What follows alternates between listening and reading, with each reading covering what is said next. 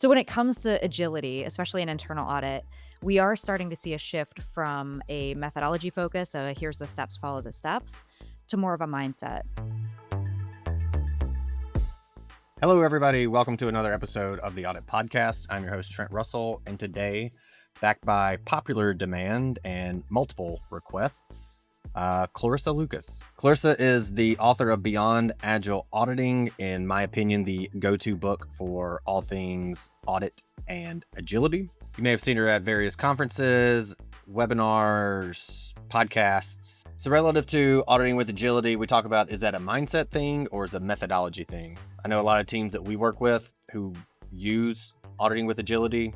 It still comes down to the practices, like these are the things that we have to do every day, as opposed to the mindset of this is why we should be doing this, as a way to put it. And so we definitely want to hit on that. So for those teams that are taking the practice first approach or the methodology approach, what can they do to get to the agile mindset, which is, as Clarissa explained, significantly more important. But with that said, there are certain practices that are extremely helpful, especially when understanding why they are helpful. And so we did want to get Clarissa's like, hey, what's the 80-20 on practices that we should implement, and then go into detail about how we should implement those. And then there's an annual research paper that comes out on Agile that Clarissa took and she translated it into our audit language, and then further speaks on, again, which practices make a lot of sense, mindset versus methodology. So some research that backs what Clarissa has seen in the field from the clients that she's worked with and the other Agile experts that she's talking to. And then selfishly,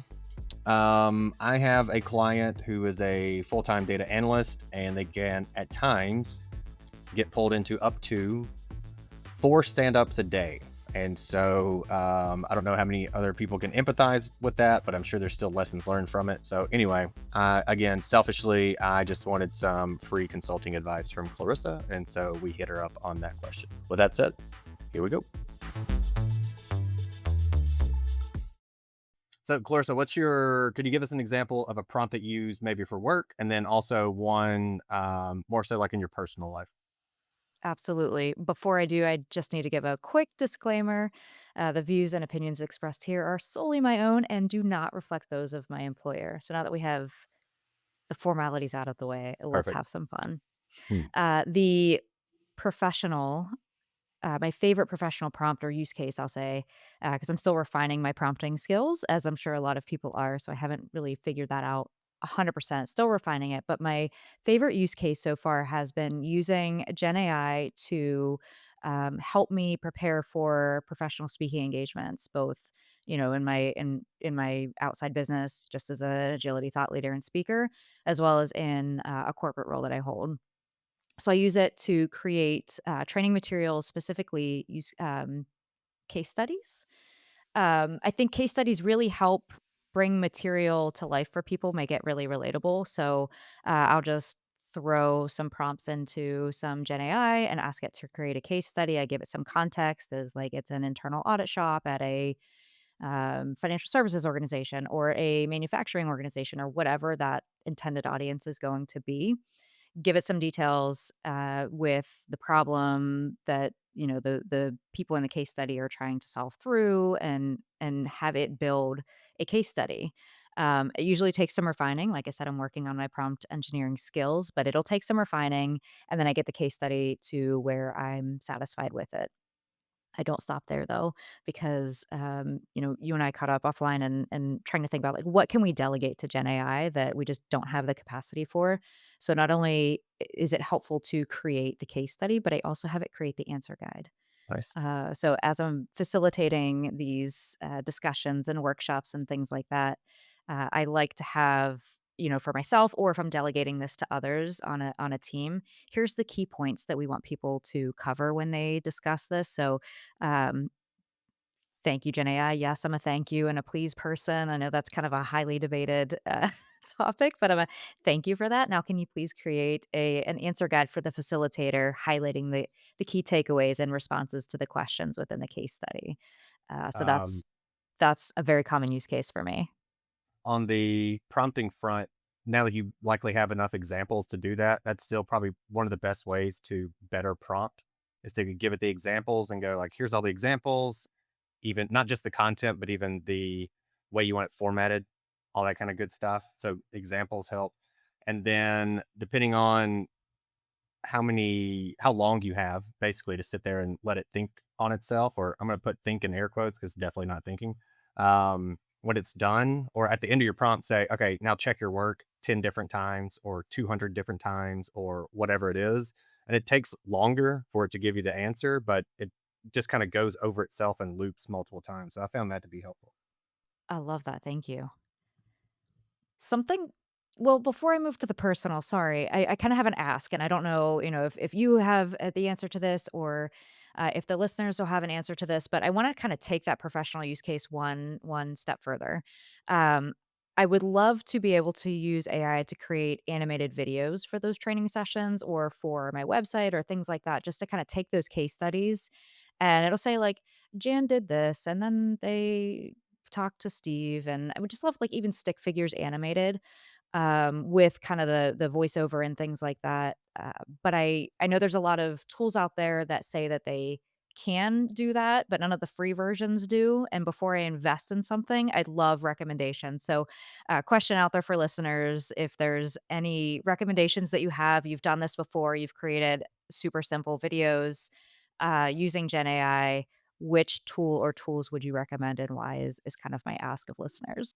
Got it. And I think if, depending on the timing of when we publish this, maybe it will be out, but Sora, Sora 2 is the one from ChatGPT. I don't do a ton of, well, I don't do any of the video stuff. I mean, even some of the examples I've seen, you look at it and go, that's incredible. I should probably play with that. And I go, I don't really have like a use case for videos right now, but Sora 2, I am sure that it's part of the paid version of ChatGPT, which is 22 bucks, something like that.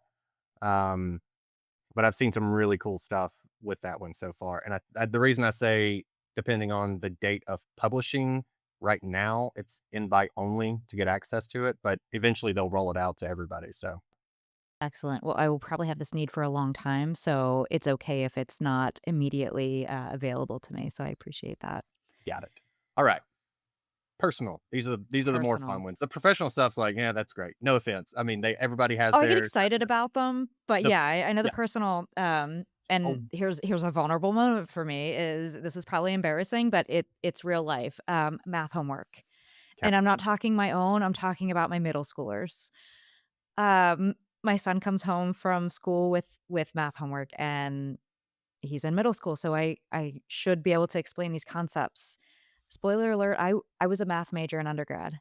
Yikes. Okay. Yeah, so my professors, if they Did listen not to this, are see probably that gonna coming. be very very disappointed in me, but to be perfectly honest, by the time he gets home from school, I've put in, more than a full day of work. My brain is fried. I don't know if it's just the mental load from work or if this is just 40 and this is how my brain is just functioning from now on, but I definitely need help. The concepts that he's working on make sense, but I just look at the problems and I'm like, I need some help with this. So I will type it into ChatGPT is the one that I use. Somebody also told me the other day when I was giving this example that I could just take a picture of the Oh, yeah. problem and upload that to ChatGPT, which saves me even more time. Thank you for that.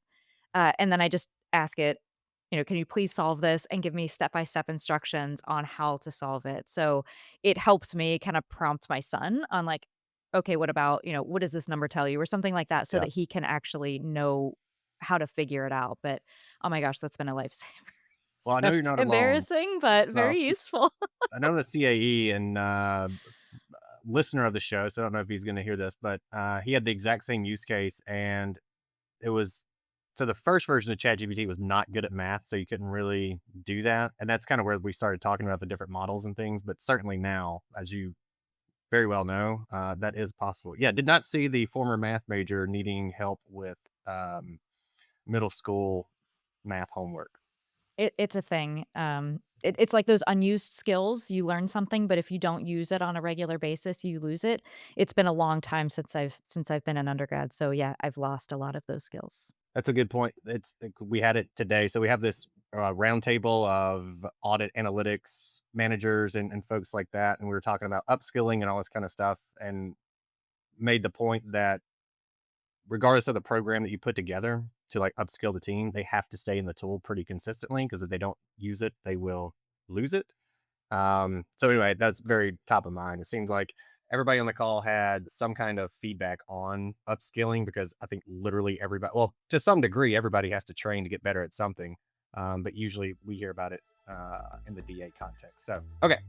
Hey, everybody, we're going to take a quick break from our guests. And if you need to get analytics or AI actually working in your internal audit department, or if you already have some of it, you feel like you're not really getting exactly what you need out of it, you know there's more, you're not getting that, go to the show notes, look for the Green Skies Analytics link, click it. On the website, there'll be other links that you can click that'll take you directly to a calendar to schedule time. It's literally 3 clicks to get the time scheduled, to get it figured out. All right, back to the show. Agile, or do I call it auditing with agility? I feel like when I say agile with you, you're always like, nope. Mm-mm. I know, and we can get into some of the nuances with that Okay. too. All right. Question I have for you is it about the mindset of working with agility? I'll put it that way. Or is it more methodology and practices and follows the practices basically that I think most people who have ever taken a dive into it are familiar with? Yeah, so I'm gonna ask a couple of questions of you, and I know that, I'm not the host today, you're the host, so you're supposed to be the one asking the questions, but I'm an auditor, you can't turn the questioning off of me. Um, so when it comes to agility, especially in internal audit, we are starting to see a shift from a methodology focus, here's the steps, follow the steps, to more of a mindset. So let's talk about what I mean by that. Try when I say the word agile, what comes to mind for you? Kanban boards. A Kanban board, so like a thing, right? Mhm. Um, that's fair. That's that or sprints or stand-ups or those types of things are usually what come to mind for people. But when we look at the definition, agile just means the ability to respond to change, the ability to move quickly or to be adaptable. Agile is actually an adjective. And I know we just talked about me being a former math major. I wasn't an English major, and I'm not going to go into a grammar lesson here because I would totally need to get some AI to help me with that. But bear with me. So agile is an adjective. It's not a noun.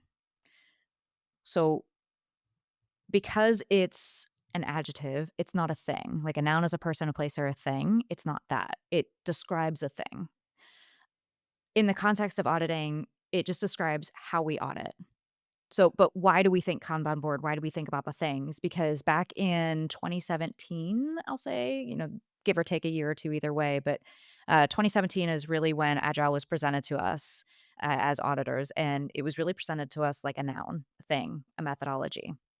So, as a profession, we pursued the thing, which is typically a Scrum or Agile methodology. Our intentions were good. We intended to be more flexible, more nimble, more adaptable, or dare I say, more agile. But because we focused so much on those things, the sprints, the stand ups, the Kanbans, we lost sight of that underlying intention. But if we think about it, agile just describes a way of doing what we do. We audit flexibly, we audit adaptably, we audit agilely. I struggle with that pronunciation, but so it's really just a way of thinking or a mindset, and that's one that we can achieve through things like sprints, feedback loops, Kanban boards, or other practices. But really, at its core, it's a way of thinking. But the good news is that, there was a point to all of that grammar lesson. The really good news is that we're starting to see a shift from methodology to mindset. Organizations that went practices first, so they went sprints first or Kanban first or whatever those practices were, they're starting to see the need to instill more of a mindset to truly get those benefits that they were looking for in the first place. And for me, this is super exciting because when we focus on that mindset, we're really going to start seeing organizations really focus their work on what's most valuable and adapt to that rapidly evolving landscape that we're all operating in. For the ones that are still doing the thing or the noun and aren't doing the adjective, or there's so the other way of saying there's still methodology and practices instead of mindset, what can they do to change to the mindset? And the reason I ask that is a lot of times on the show, even we'll ask whatever, I don't know, whatever the question is. And somebody goes, oh, that's a mindset thing. And I go, that's not easy to change. It's not like taking a training to change your mindset. And to the extent that I know and answer my own question, because you're asking me questions. And so as the host, I'm going to ask my own question. James Clear, who wrote Atomic Habits, had this quote, and I forget how the whole thing went, but he basically said that books are how he changes his mindset. And I thought about it and I went, that works for me really well also. But for those that aren't going to read the books, maybe, how can they change their mindset? I think the most simple way to think about it is that you really need to anchor back to your why. And I do want to put a caveat out there. Um, those organizations that started practices first, they might be seeing a lot of great progress, and it might be because that they have that mindset that's supported by those practices. So there's nothing wrong with using an agile framework or a scrum framework in my personal opinion. We just have to make sure that we have the mindset that supports that. We're not just doing the things to do the things, we're doing them for a particular reason, which is, your why. So think back to why do we want to in your example use Kanban boards. A lot of it is so that we can see the work that we have on our plates. We can more easily prioritize the work. We can make sure that we're focused on what really adds value. Same thing with sprints and other practices. You just really need to think back to why are we implementing these, and really start with that. And so asking the question, why do we want to be agile? In most cases, it's so that we can deliver value or deliver value through assurance or advice from an internal audit perspective. And today, to be able to do that, not just today, but also tomorrow, we've got to be able to adapt to changes rapidly. And if we have this as our guiding light, which by the way, was my go-to soap opera back in the day. Um, Keeping that as our guiding light, we can implement practices, that help us achieve that objective. So, anchor to your why, keep that in mind, have that as your foundation, and then think about what practices will help support that. Okay. Just giving quick advice, if you had one practice to start with, it would be feedback loops early and often. Okay. The anchoring into the why. Is that something that maybe as part of the feedback loops, that's where you can instill that mindset is during the feedback loops or retrospectives that you have almost like the why as a question also. So there is something that it's not always top of mind, but more top of mind. Is that a maybe practical way of changing the mindset? Yeah, so I would have you question, why are you doing a in the example of a retrospective review? Why do we have retros? So one of the things, if you go practices first and you don't have a mindset to support that, is you'll be doing retros and you'll say, "Yep, I did one," or "I did a couple." Um but what are you actually getting from that? So the purpose, the why behind a retro is to reflect and think about how you might do things differently going forward, or what are the things that are working really well right now that you wanna make sure you carry forward. So if you keep that in mind as you execute a retrospective review or feedback loop is kind of, it's similar to a retro, but it's looking at what it is you're doing. So, we're looking at the scope of the audit as we're building that, or we're looking at, um, the use case for an analytic tool or for a Gen AI tool. We're gonna use those feedback loops. Why are we using them? To make sure that we are developing that product or developing that scope in alignment with what is going to meet our end user needs. In the terms of an audit, that's our stakeholders, that's management, the board, all of our stakeholders, internal and external. When it's a product like an analytic or a Gen AI tool, it's those end users of it. So we're not just doing feedback loops to do them. We wanna make sure we're anchored back on that why, which is really gonna help instill that mindset. So you mentioned feedback loops, and I definitely want to come back and see what are the other practices that you're still going like, hey, still these are the ones that we recommend kind of the most. But I was curious, how'd you realize that the practices first way didn't work? Is there a specific example or story that you could share, or was it just kind of an aggregation of all these that you've seen, or was it part of a feedback loop or retrospective even that you picked up on this? Yeah, I love that the practices could have delivered the information to pivot and make a decision in my own journey. I love how you, put those together. So yeah, in my own journey, I did start practices first. I was with everyone else when I believe it was the GAM stage that I had a chief auditor come back from, and was like, "Oh, agile auditing, we're gonna do this." I was all on board. didn't know what it was. So figured it out. It's Scrum, it's stand-ups, it's Kanban boards. So started doing that and had some really awesome quick wins with that. We delivered audit reports sooner. We covered more risks than we had in previous years. We had more effective collaboration with our stakeholders. So all was great. But when I started losing sight of the why and I started focusing on doing the things and perfecting the things, that success started to fade. So I keep saying, like, we need to focus on the why, and that's definitely a theme, that I wanna make sure that I reiterate until everybody in the world knows it. Um, I also wanna point out that there wasn't anything wrong with the things. There wasn't anything wrong with the sprints or the stand-ups, the boards, the ceremonies. Where I went wrong was that I focused on the wrong things. It became very mechanical. So I started measuring success with outputs like the number of audits that we did in sprints or the number of people we trained, the number of tasks we completed each week. But when I reflected on those things as measures of success, I think about my stakeholders as an auditor and the audit committee and senior management, they honestly don't care about that. Like, yes, those are data points, but that's not in the objective of internal audit to deliver audit reports or to train a certain number of people or to do audits in sprints.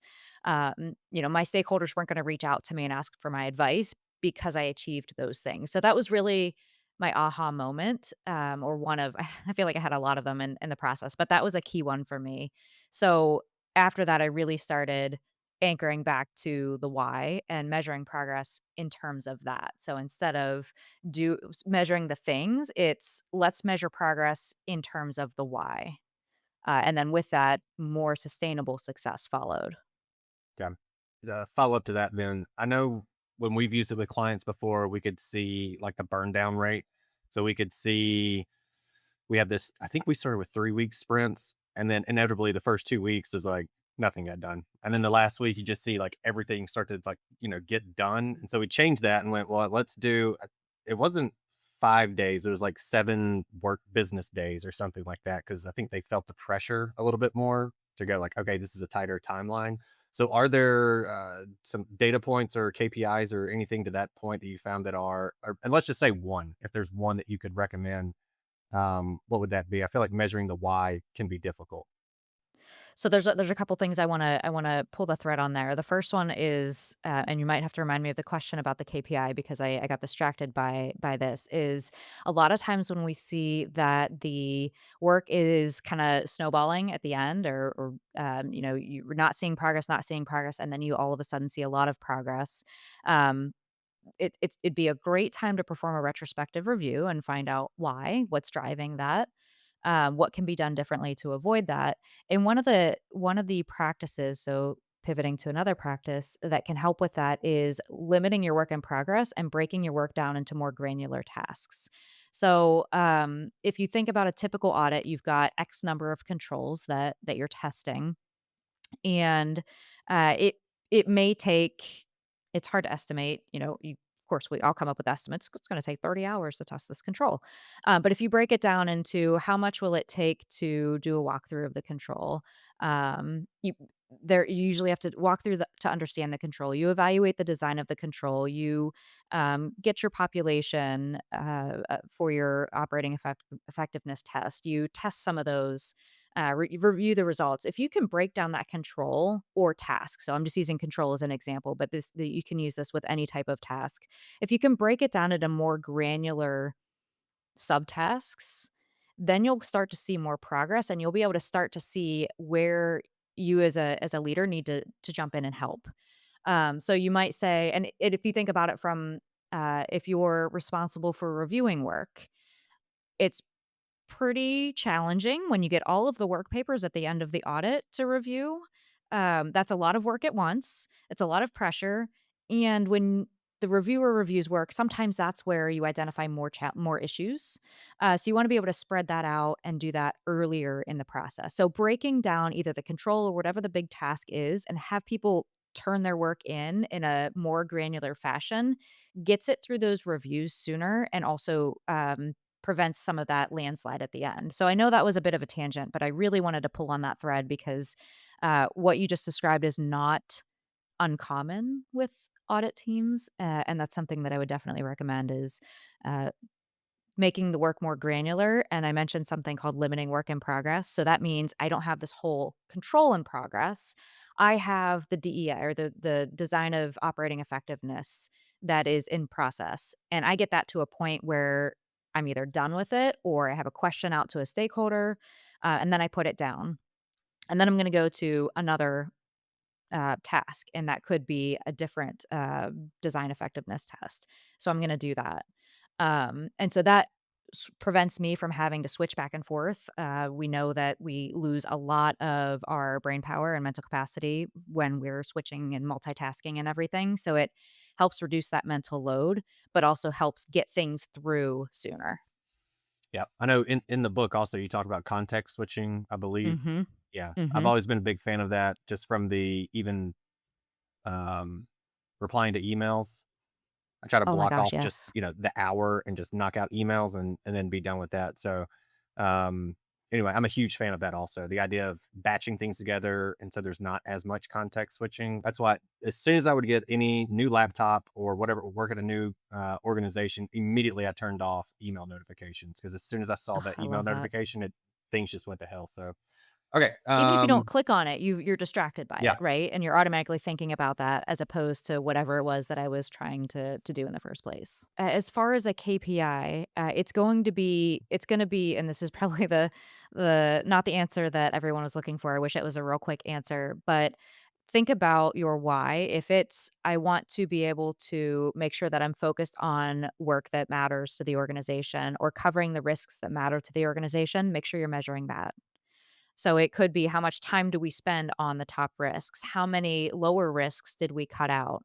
Are we aligning our depth of coverage with the types of the higher risks? So really just making sure that whatever those KPIs are that you choose, it is aligned with that why because there, as the old phrase goes, what gets measured gets done. Yeah. Okay. I think that's perfect. So there's no silver bullet. Hey, if you're listening, like, oh, I just need to get the answer to this a KPI thing, and then I'm getting out of here, and that's I'm exactly what trying I if was there looking for. was, I'd be doing this podcast from like a yacht from some exotic island, which I am Nice. not. So but as All soon right. as I figure it out, I will let you know. Okay.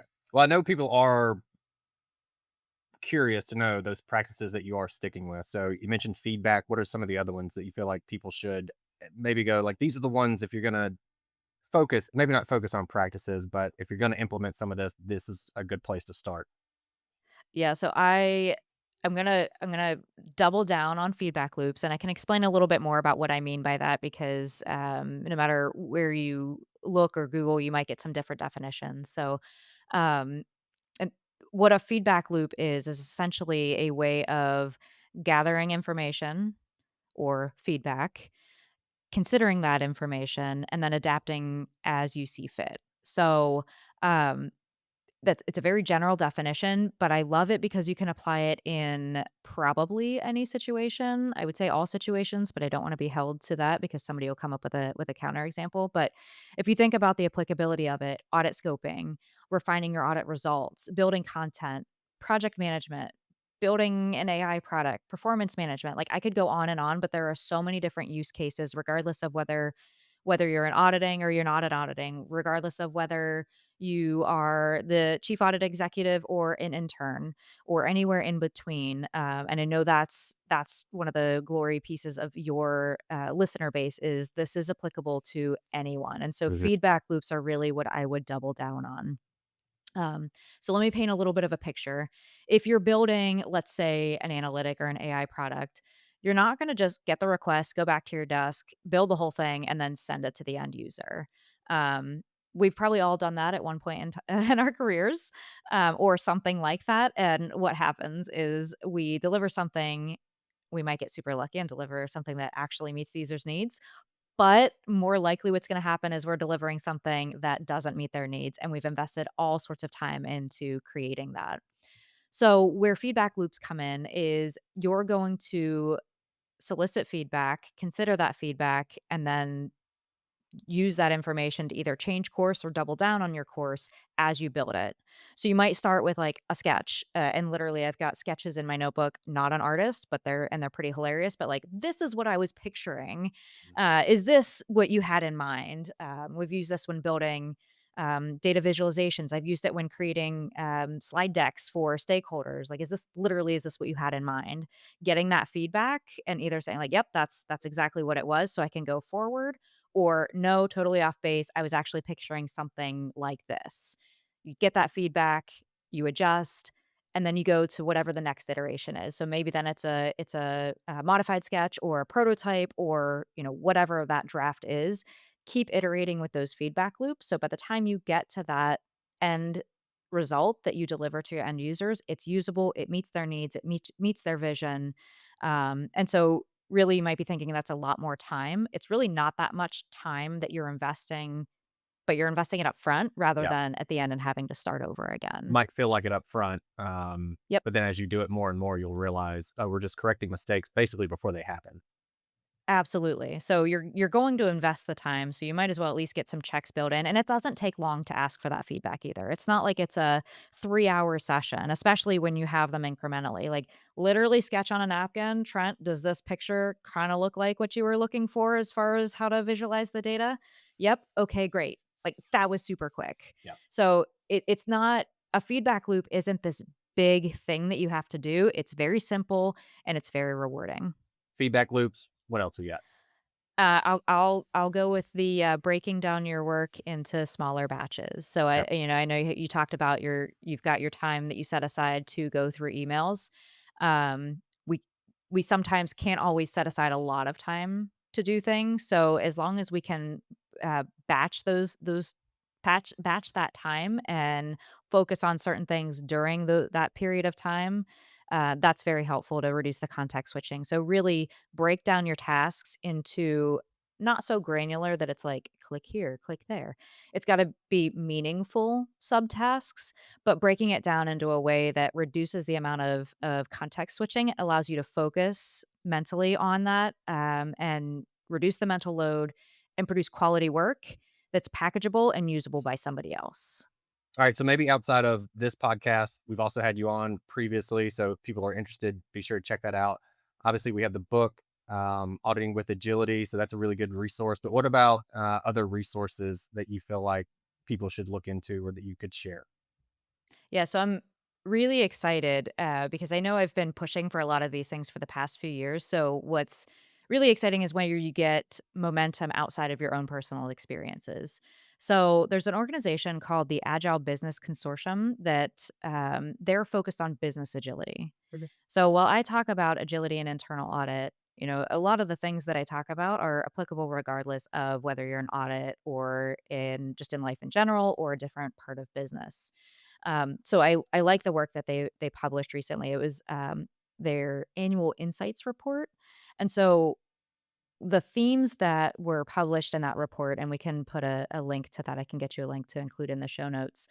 One of the things the themes that arose from that report was a shift to mindsets. So a shift from practices first to a combination of mindset supported by practices. And they also covered things like measuring progress in terms of outcomes versus just output. So a lot of the things that I've been um, that we just talked about in this episode are things that successful organizations that the Agile Business Consortium has interviewed that they've achieved. So uh, there's a quote that I want to pull from it, and it says, "We see organizations becoming better at balancing being agile with doing agile in order to provide value." And so I know for those of you who have heard me speak at conferences or, have read blog posts or probably even on my previous appearances on the Audit Podcast, I talk about being agile versus doing agile. And that truly is a shift from like doing agile is doing the things, it's the noun, to being agile being more of that adjective, the mindset, the behaviors. So, really excited about that report is coming out showing that successful organizations are finding that balance between the two and adding that mindset in there. So another thing that was highlighted in the report, and I'm going to quote this one again, is that successful organizations are shifting from tracking activities to measuring impact, outcomes, and value delivered. So again, that gets back to when we talk about a mindset, what does it mean to have a mindset? What does it mean to lead with a mindset? It's anchoring to that why. Why are we doing this? Why are we, and by doing this, why are we even auditing? Mm, Why are we analyzing things? It's to deliver value.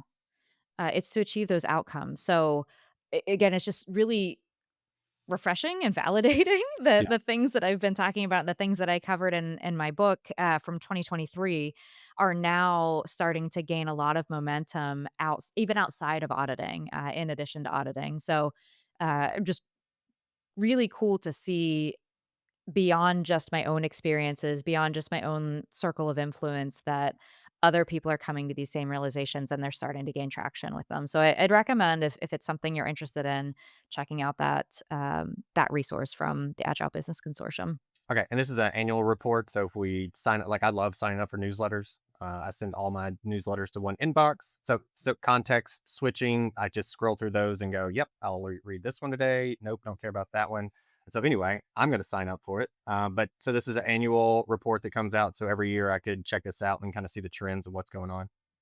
Yeah, and they'll even have, so this year they had a webinar that went through the highlights of it. Okay, So it could even be something, and instead of reading the whole 12, 20-page report, instead of having to put it into AI to summarize it for you, right, they have a 30-minute webinar sometimes that will summarize the highlights for you, so make it even excellent. easier. I told you when you came on that one reason I wanted to have you back on. Well, one, we had a request for it. Two, I had a selfish question that I wanted to ask. So, working with the team now, they have one data analyst. So we can just call this the use case corner or something. It's not too bad off the top of my head. Okay. Um, one analyst amongst 30 auditors, we'll say. And these teams are broken up into like the SOX team, the ops team, the data team, and the IT team. And so they've been agile for a while, and the analyst, because it's the only analyst, is going, "Hey, I'm on like 4 stand-ups a day sometimes because there might be a data piece or there is this data piece," and it's like, even if maybe people stick to the 15 kind of minute, I'll call it best practice for lack of better words, which ends up going into 30 minutes and sometimes longer, that's still an hour of sitting on those. So, what advice do you have in situations like that? Because I know others. It's I always thought was pretty funny if you go to Reddit, just all the comments around agility and how much people are just like, this part of it sucks, or like I'm on these stand ups all day. How can ever get any work actually done? So, again, any advice that you would have in on that use case? Yeah, absolutely, and as you know, I'm an auditor at my core. I also really enjoy coaching people too, so because of that, I'm going to ask questions. So I would ask them questions about, like, why are they attending the stand-ups?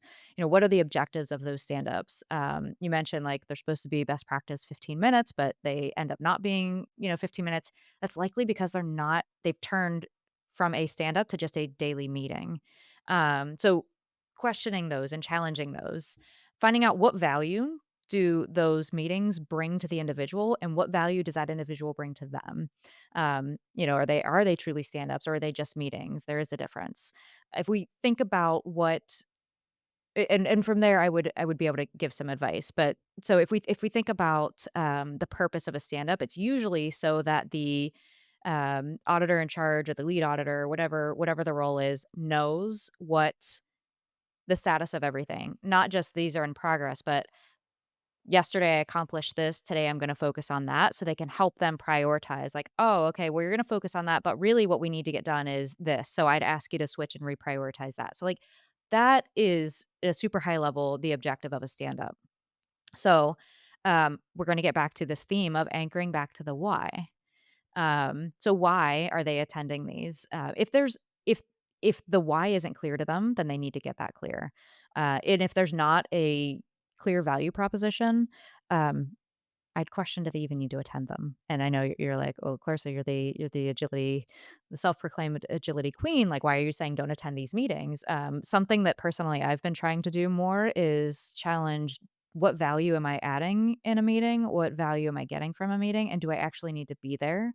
Or does it need to happen right now? Because calendar management has been development item for me for years, and having that mindset has really helped. So if there's not a value for them to be in those meetings, either a value for them or a value for the audit team, then maybe don't go. Likely there's going to be a clear value proposition. So then I'd often think about like what might be a different way for them to achieve that. Like let's approach this with agility, right?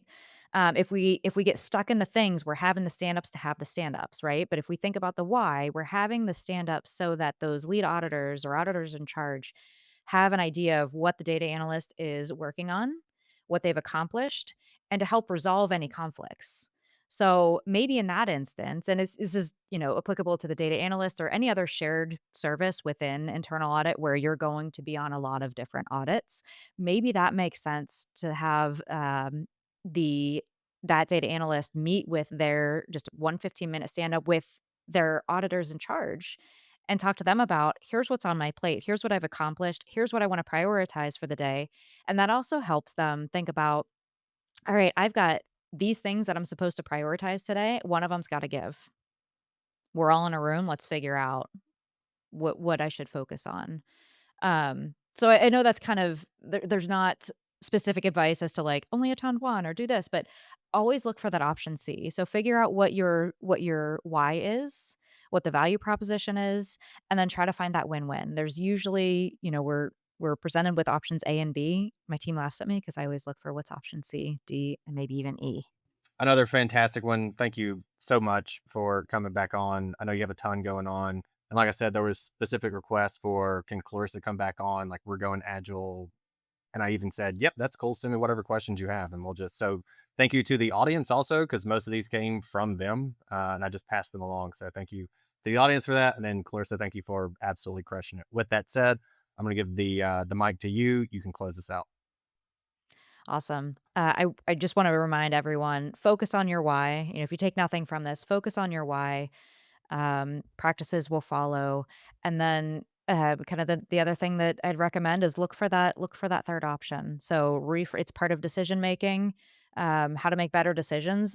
Expand your frame of decision options when you're making decisions. That'll also help you work in a more agile way. So appreciate, Trent, you having me on here. Thank you to all the listeners for listening to this and any of the other episodes that I've been on and requesting me. And if you need anything, reach out to me on LinkedIn.